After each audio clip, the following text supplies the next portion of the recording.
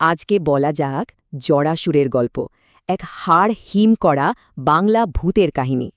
কখনো কখনো রোগের চেয়ে তার প্রতিকারটা কিন্তু অনেক বেশি ভয়ঙ্কর হয়ে ওঠে। ভাবুন তো, জ্বরটা যদি অসুখ না হয়ে একটা ভৌতিক আক্রমণ হয়। তারানাথের সাথে ঠিক এটাই ঘটছিল। এমন এক জ্বর যা কিছুতেই সারছিল না। ডাক্তাররাও প্রায় হাল ছেড়ে দিয়েছিল।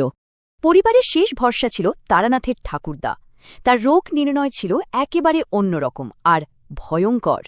ঠাকুরদার মতে তারানাথকে ভর করেছিল জরাসুর, মানে জ্বরের অসুর। তিনি সাফ জানিয়ে দেন এর একটাই উপায় আছে। এক, প্রাচীন খুব বিপজ্জনক তন্ত্রসাধনা। প্ল্যানটা ছিল ওষুধটাকে একটা মূর্তির মধ্যে আটকে ফেলা হবে এক বিশেষ পূজার মাধ্যমে। মূর্তিটার বর্ণনা ছিল অদ্ভুত, যেমন তার থাকবে ৩টে পা আর ৬টা হাত। পূজার সাফল্যের জন্য এই প্রত্যেকটা খুঁটিনাটি খুব জরুরি ছিল।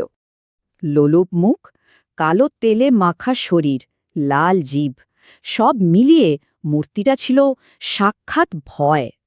কিন্তু এই পুজো পরিবারের কেউ করতে পারবে না, বড্ড বিপজ্জনক। তাই একজন বাইরের লোক দরকার ছিল। এগিয়ে এলেন রামজীবন নামের এক গরিব ব্রাহ্মণ। সব ঝুঁকি জেনেও তিনি রাজি হলেন।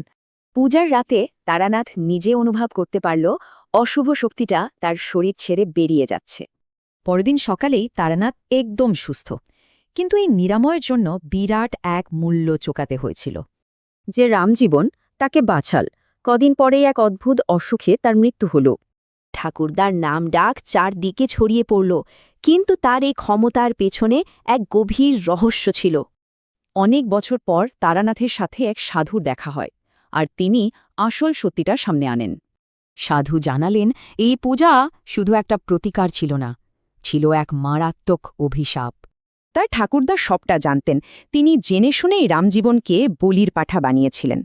তাহলে ঠাকুরদা কি আসলে ত্রাণকর্তা ছিলেন, নাকি নিজের জ্ঞান পরীক্ষার জন্য একটা মানুষকে বলি দিয়েছিলেন?